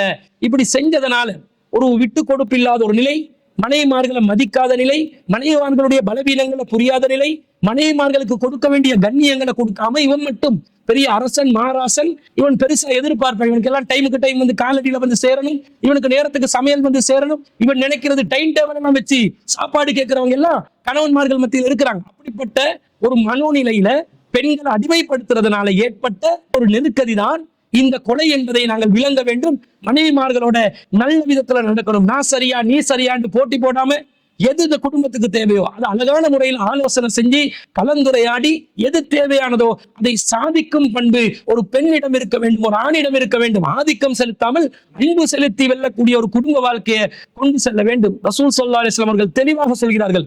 அபூதாவுதுல 1830வது செய்தியில, மா ஹக்கு ஸௌஜத்தி அஹதினா அலைஹி, நம்முடைய மனைவிமார்களுக்கு நாங்கள் செய்ய வேண்டிய கடமை என்ன அல்லாஹ்வின் தூதரே, யா ரசூலல்லாஹ், அல்லாஹ்வின் தூதரே, மா ஹக்கு ஸௌஜத்தி அஹதினா அலைஹி, நம்முடைய மனைவிமார்களுக்கு நம்மில் ஒருவர் செய்ய வேண்டிய கடமை என்ன என்று கேட்ட நேரத்தில் ரசூலுல்லாஹ் சொல்றாங்க, அன் துதிமஹா இதா தஇம்த, நீ சாப்பிடும்போது அவளுக்கு சாப்பிட கொடு, வதக்ஸுஹா இதா தஸைத, நீ உடுக்கும் போது அவளுக்கு உடுக்க கொடு, அல்லது நீ உழைக்கும் போது அவளுக்கு உடுக்க கொடு, வலா துரிபில் வஜ்ஹ, முகத்துக்கு அறைந்து விடாதே, வலா துகம்மி, அவளை திட்டு விடாதே, வலா தஹ்ஜுர் இல்லா ஃபில் பைத், அவளை கண்டிப்பதாக இருந்தால் வீட்டுக்குள்ளே தவிர வெளியே வைத்து கண்டிக்காதே என்று இது மனைவிக்கு ஆண்கள் செய்ய வேண்டிய கடமையாக இஸ்லாம் சொல்லுது. இவங்க அடிச்சு நாசமாக்குறாங்க. கன்னத்துல அறையிறதுன்றது சர்வ சாதாரணமான எடுத்தடுப்புல கன்னத்துல அரைஞ்சிடுவாங்க. மாறி பெண்கள் அறைய ஆரம்பிச்சா இதான் நடக்கும், கொலைதான் நடக்கும். அதனால ஆண்கள் இந்த விஷயத்துல படிப்பிட பெறணும். பெண்கள் அடங்கி இருக்கிறாங்க, உங்களுக்கு பயத்துல அல்ல. திருப்பி அடிக்க நினைச்சா இந்த மாதிரி வெட்டு குத்தால போய் நின்றும் வாழ்க்கை நாசமாயிரும் என்றதுனால அடங்கி கிடக்கிறாங்க என்றதை விளங்கி அவங்க பலவீனம் என்று நினைச்சு எதையும் பண்ணலாம், அவங்களை அடிச்சு உதைச்சி மிதிச்சு அவங்களோட குடும்பம் நடத்தலாம் என்று சொல்லி நினைச்சா இந்த அறுவாள் வெட்டு இந்த மட்டக்களப்பு சம்பவம் ஞாபகத்துக்கு வரணும். கவனமாக பெண்களோடு அன்போடு பாசத்தோடு நடந்துக்கோங்க. அவங்கள மட்டமாக்க நினைச்சீங்கன்னா, அடிமையாக்க நினைச்சீங்கன்னா அருள்வாள் ஞாபகத்துக்கு வரணும் என்றது இந்த செய்தியில ஒரு படிப்பினையாக நாங்கள் பெற்றுக்கொள்கிறோம். எனவே இந்த சம்பவத்துல கடைசியில 4 பிள்ளைகள், அம்மா சிறையில, அப்பா மரணித்து, 2 பேருக்கு திருமணமான ஒரு குடும்பத்துல தலைக்குடிவு, மற்ற 2 பேருக்கு எதிர்காலம் கேள்விக்குறி என்ற ஒரு விதமான ஒரு நிலை ஏற்பட்டிருக்கிறது. இதுக்கெல்லாம் அடிப்படையான காரணம் இந்த போதைக்கு அடிமையானவர்கள் இருக்கிறார்களே, இவர்கள் இந்த சமூகத்திலிருந்து ஒதுக்கப்பட வேண்டும். இவர்களுக்கு பெண்களை கொடுக்காதீர்கள். மனம் பேசி வந்தால் அவர்களை புறக்கணித்து, சிகரெட் குடிக்கிறவனுக்கு கூட எவரும் திருமணம் முடிச்சு வைக்காதீங்க. இந்த போதை ஒழிப்பு திட்டத்தை அரசாங்கம் மேற்கொண்டு வருகிறது. இன்னும் அதிகமான அளவு அரசாங்கம் அதை வீரியத்துடன் செயல்பட வேண்டும். அதற்கு ஒவ்வொரு பகுதியிலும் ஜாதி மத பேதம் இல்லாமல் அனைவரும் ஒத்துழைப்பு வழங்க வேண்டும் என்பதும் இந்த சம்பவத்திலிருந்து நாங்கள் ஒரு படிப்பினையாக பெற்றுக்கொள்வதோடு, இந்த போதை ஒழிப்பை அரசாங்கம் செய்யும் வரைக்கும் நிற்காமல் ஒவ்வொரு உயிரும் இப்படி இழந்து கொண்டிருக்கோம். ஒவ்வொருத்தரும் நாங்க ஒவ்வொரு குடும்பமும் நெருக்கடிக்கு உள்ளாகி கொண்டிருக்கும். எனவே நம்முடைய சக்திக்கு உட்பட்டு தடுப்பதற்கு என்ன செய்ய முடியுமோ அந்த காரியங்களில் ஒவ்வொரு சிவில் குடிமகனும் ஈடுபட வேண்டும் என்பதை ஒரு படிப்பினையாக நாங்கள் பெற்றுக்கொள்கிறோம். அதே நேரத்தில் இஸ்லாமிய மார்க்கம் குடும்பம் எப்படி நடத்தணும் என்று அழகா சொல்லுது. அதை நாங்க ஃபேமிலி கவுன்சிலிங்காக நம் ஜமாத் சார்பாக கொடுத்துட்டு இருக்கிறோம். திருமணத்துக்கு நுழைவதற்கு முன்பதாக யாரெல்லாம் இருக்கிறீங்களோ குடும்பத்தை எப்படி நடத்தணும் என்றதை குர்ஆன் சுன்னா அடிப்படையில, வஹீன் அடிப்படையில நம்மளை படைச்ச இறைவன் எப்படி சொல்றான் என்றதை கேட்டறிய விரும்பினால் நம் ஜமாத்தை தொடர்பு கொள்ளுங்கள். உங்களுடைய திருமணத்துக்கு முன்பதான அந்த உளவியல் ஆலோசனைகள், திருமண உளவியல் ஆலோசனைகளை வழங்குவதற்கும் நாம் தயாராக இருக்கிறோம். அதுவும் கட்டாயமாக ஒவ்வொரு பள்ளிவாசலையும் நடைமுறைப்படுத்தப்பட வேண்டும் என்பதும் இந்த சம்பவத்திலிருந்து நாங்கள் ஒரு படிப்பினையாக பெற்றுக்கொள்கிறோம். எனவே அந்த பெண்ணை சாடுவதற்கு பதிலாக சம்பவத்துக்கு காரணமானது என்ன என்பதை பார்த்து அதை ஒழித்து கட்டுவதற்கு இந்த சமூகம் பாடுபட வேண்டும் என்பதுதான் சிலோன் தௌஹீத் ஜமாத்தின் நிலைப்பாடாக நாம் இந்த சந்தர்ப்பத்தில் கூறிக்கொள்ள விரும்புகிறோம். அடுத்ததாக ஒரு சகோதரி மாத்தலையிலிருந்து கேட்கிறாங்க, என் கணவர் திருமணத்துக்கு முன் வாங்கிய சொத்தில் அவருடைய சகோதரிகளுக்கு இஸ்லாமிய சட்டப்படி பங்கு கொடுக்கணும், சொத்து கொடுக்கணும்னு நினைக்கிறாரு, அது மார்க்கத்துல கூடுமா என்று கேட்கிறாங்க. முதல்ல ஒரு சொத்துக்கு சொந்தக்காரர் அவரு மரணிப்பதற்கு முன்பதாக அவருடைய சொத்து குர்ஆன் சுன்னா அடிப்படையில ஃபராயில் முறையில கிஸ்மாவாக பிரிப்பட்டு சென்று விடாது. அல்லாஹ் தஆலா குர்ஆன்ல 4வது அத்தியாயத்துல 7வது வசனத்துல சொல்றான், லிர்ரிஜாலி நஸீபும் மிம்மா தரக்கல் வாலிதானி வல் அக்ரபூன். ஒரு ஆணுக்கு அவருடைய பெற்றோர்களும் உறவினர்களும் விட்டு சென்றவற்றில் பங்கு உண்டு. மிம்மா தரக்கல் வாலிதான், அவர்கள் பெற்றோர்கள் விட்டு சென்றதில், வல் அக்ரபூன அவர்களுடைய உறவினர்கள் விட்டு சென்றது என்றால் அவர் மௌத்தா போன பிறகு, சொத்துக்குரிமையாளர் மௌத்தா போன பிறகுதான் சொத்து பங்கீடு. வலின் நிசாயி பெண்களுக்கு உரியது நசீபுன் ஒரு பங்கு இருக்குது. மிம்மா தரக்கல் வாலிதானி வல்லக்கரவும் அவர் பெற்றோர்களும் உறவினர்களும் விட்டு சென்றது. மிம்மா கல்லமின் கசுர அது கொஞ்சமா இருந்தாலும் கூடுதலாக இருந்தாலும் நசீபன் மஃபுரூலா இது கட்டாயம் பிரிக்கப்பட வேண்டிய பாக பிரிவினை என்று அல்லாஹ் சொல்கிறார். அப்ப சொத்துக்கு சொந்தக்காரர் மரணித்த பிறகுதான் அவருடைய சொத்து பிரிப்பட வேண்டும் என்பது இஸ்லாத்துடைய அடிப்படையான விஷயம். இப்போ ஃபராயில் என்பது வாரிசுரிமை என்பது சொத்துக்கு சொந்தக்காரர் மரணித்த பிறகு பிரிப்பட வேண்டிய ஒன்று என்பதை முஸ்லிம் சமூகம் விளங்கி கொள்ள வேண்டும். மௌத்தா போறதுக்கு முன்னாடியே சொத்த பிரி என்று புள்ளையில் சண்டை போடக்கூடாது. மௌத்தா போறதுக்கு முன்னாடியே பெற்றோர்கள் இருந்து காரு இவருக்கு, பங்களா இவருக்கு, ஹோட்டல் இவருக்கு, கடை இவருக்கு என்று பிரிக்கிறதுக்கு முயற்சி செய்யக்கூடாது. எல்லாம் விட்டு சென்றதானே பிரிச்சு கொள்ள சொல்றாங்க. அப்ப நீங்க சொத்துக்கு சொந்தக்காரர் முதல்ல சொத்தை அனுபவிங்க, அந்த சொத்தை நீங்க சாப்பிடுங்க. சில பேர் சொத்து வச்சிருப்பாங்க, அனுபவிக்க மாட்டாங்க. எதுக்கு அல்லாஹ் அந்த நியமத்தை தந்தான்ன்றதே விளங்காம உரிய முறையில ஜகாத்தை கொடுத்தா, உரிய முறையில ஏழைகளுக்கு உரிய ஹக்க கொடுத்தா அந்த சொத்தை அனுபவிக்கலாமா இல்லையா? அல்லாஹ் தந்த ஒரு நியமத்தா இல்லையா? அல்லாஹ் தந்திருக்கக்கூடிய நியமத்துகளை மக்களுக்கு பகிரங்கப்படுத்துகின்றான். அப்ப நீங்க அதை அனுபவிச்சு அதை வெளிப்படுத்தும் போது மக்கள் அதை பார்ப்பாங்க, பல பேர் உங்களை நாடுவாங்க. அந்த சொத்துல நீங்க மக்களுக்கு கொடுக்க வேண்டிய ஹக்க கொடுத்துட்டு மீதமானதை நீங்க அனுபவிக்கணும். அனுபவிக்காம சேர்த்து வச்சு புள்ளனுக்கு கொடுக்குறோம் என்ற பேர்ல புள்ளல் எடுத்து அடிச்சு கொண்டு சண்டை பிடிச்சு கொண்டு அந்த சொத்துக்காக ஆளாளுக்கு சண்டை பிடிக்கக்கூடிய ஒரு நிலை ஏற்படுதே தவிர அதுல ஒரு சீரான நிலை ஏற்படுதா?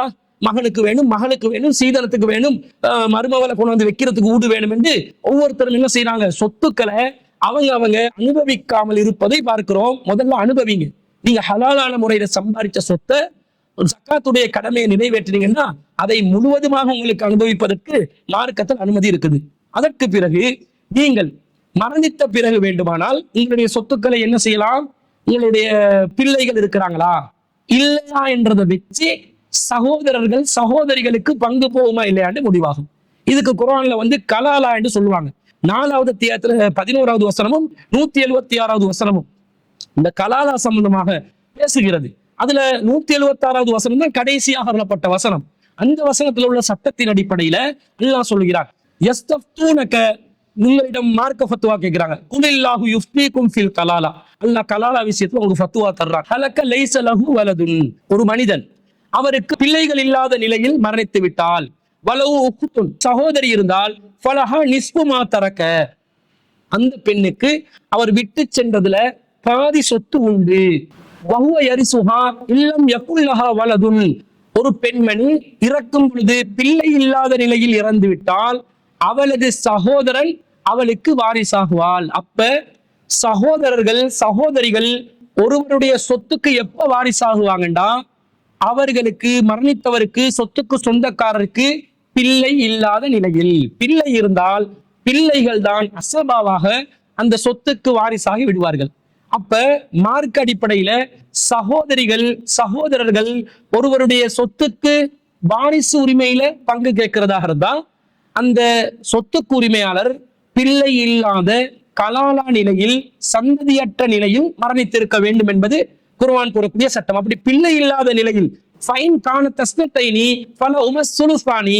அந்த சொத்துக்கு சொந்தக்காரன் மரணிக்கும் பொழுது 2 சகோதரிகள் இருந்தால் அந்த 2 சகோதரிகளுக்கு 3/2 பங்கு உண்டு. மிம்மா தரக்க, சொத்துக்கு சொந்தக்காரர் விட்டு சென்றவற்றில் 3/2 பங்கு உண்டு. அவர்களுக்கு சகோதரர்களும் சகோதரிகளுமாக இருந்தால், சொத்துக்கு சொந்தக்காரன் மௌத்தா போறாரு, சந்ததிகள் இல்ல, சகோதரர்களும் சகோதரிகளும் இருந்தால், 2 பெண்களுக்கு கிடைக்கும் பங்கு போன்று ஒரு ஆணுக்கு கிடைக்க வேண்டும் என்று, ஆணுக்கு 2 மடங்கும் பெண்ணுக்கு 1 மடங்கும் என்று போகணும் என்று அல்லாஹ் சொல்றான். யுபையினுல்லாஹு லக்கும் அன் ததில்லு வல்லாஹு பிகுல்லி ஷைஇன் அலீம். நீங்க வழி கேடாம இருக்கிறதுக்காக அல்லாஹ் விளங்கப்படுத்துறான், தெளிவுபடுத்துறான். அல்லாஹ் அனைத்தையும் அறிந்தவன் இந்த வசனத்துல அல்லாஹ் சொல்றான். அப்ப கேள்வி கேட்ட சகோதரியுடைய கணவன் இறந்த பிறகுதான் சொத்து பங்கிடப்பட வேண்டும். அந்த கணவன் இறக்கும் போது இந்த கேள்வி கேட்ட சகோதரியுடைய கணவனுக்கு குழந்தைகள் இல்லாவிட்டால் தான் சகோதரிகளுக்கு, அந்த சொத்துக்கு சொந்தக்காரர் இந்த கேள்வி கேட்ட சகோதரியுடைய கணவனுடைய சகோதரிகள் இருந்தா, வெறுமனே ஒரு சகோதரி இருந்தா பாதி, 2 சகோதரிகள் இருந்தா 2 மடங்கு, பல சகோதரிகள் இருந்தால் சகோதரர்கள் இருந்தால் ஆண்களுக்கு 2 மடங்கு பெண்களுக்கு 1 மடங்கு என்ற வீதத்துல அவங்க அசாபாவாக அந்த பங்கை பெற்றுக்கொண்டு சென்று விடுவார்கள். இதுதான் மார்க்கத்துல சொல்லப்பட்ட சட்டம். இந்த நேரத்துல மனைவிக்குரிய நிலை என்ன? மனைவியின் நிலையை பத்தி அல்லாஹ் தஆலா 4வது அத்தியாயத்துல 12வது வசனத்துல அல்லாஹ் சொல்கிறான், வலக்கும் நிஸ்ஸு மா தரக அஸ்வாஜுக்கும் இல்லம் யகுல் லஹுன்ன வலதுன். அந்த மனைவிமார்களுக்கு பிள்ளைகள் இல்லாவிட்டால் அவர்கள் விட்டு சென்றதுல பாதி உங்களுக்கு உண்டு. ஃபைன்கான லஹுன்ன வலதுன், மனைவிமார்களுக்கு பிள்ளைகள் இருந்தால் ஃபலக்குமுர் ருபுஅ மிம்மா தரக்ன, அவர்கள் விட்டு சென்றதுல 4/1 உங்களுக்கு உண்டு என்று அல்லாஹ் சொல்கிறார். அதாவது மனைவிமார்கள் விட்டு சென்றதுல மனைவிமார்களுக்கு பிள்ளைகள் இல்லாத நிலையில் கணவன்மார்களுக்கு பாதி வந்துடும். பிள்ளை இருந்தால் 4/1 வந்துடும். அதே மாதிரி மனைவிமார்களுக்கு கிடைக்கிறத பத்தி அல்லாஹ் பேசும்போது, அவர்களுக்கு பிள்ளை இல்லாவிட்டால் நீங்கள் விட்டு சென்றவற்றில் 4/1 பங்கு உங்களுடைய மனைவிமார்களுக்கு கிடைக்கும்.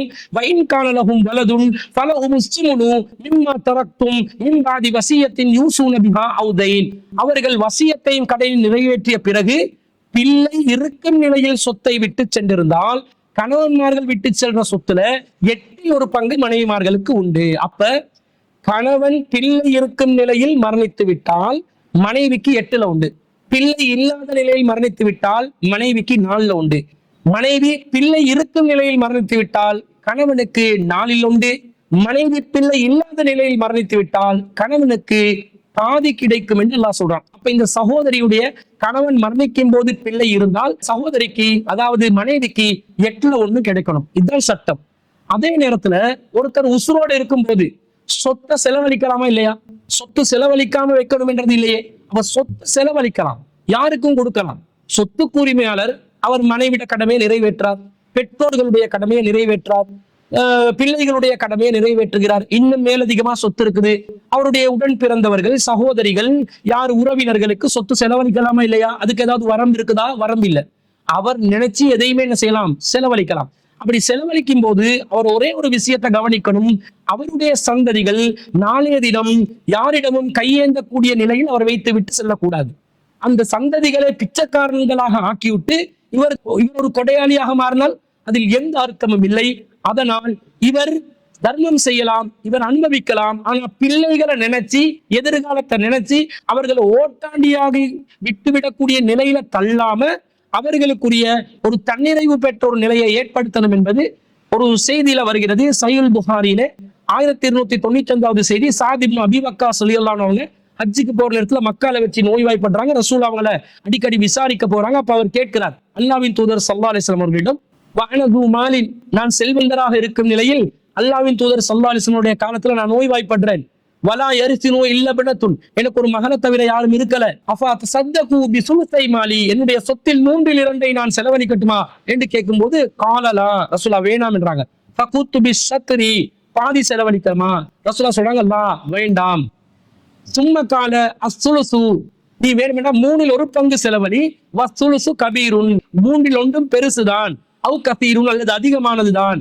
இன்னக அன் ததர வரசதக அக்னியாக கைருன் மின் அன் ததரஹும் ஆலத்தை யதகஃபஃபூன நாஸ, மக்களிடம் கையேந்தக்கூடிய நிலையில் உன்னுடைய குழந்தைகளை ஓட்டாண்டிகளாக விட்டு செல்வதை விட அவர்கள் தன்னிறைவு பெற்றவர்களாக விட்டு செல்வதுதான் சிறந்தது என்று அல்லாஹ்வின் தூதர் ஸல்லல்லாஹு அலைஹி வஸல்லம் சொல்லிட்டு, வ இன்னக லன் துன்ஃபிக நஃபகத்தன் தப்தகி பிஹா வஜ் அல்லாஹ், நீ அல்லாஹ்வுடைய முகத்தை நாடி எந்த செலவை செலவிட்டாலும் இல்லா உஜிர்த பிஹா, அதன் மூலம் உனக்கு கூலி கொடுக்கப்படும்.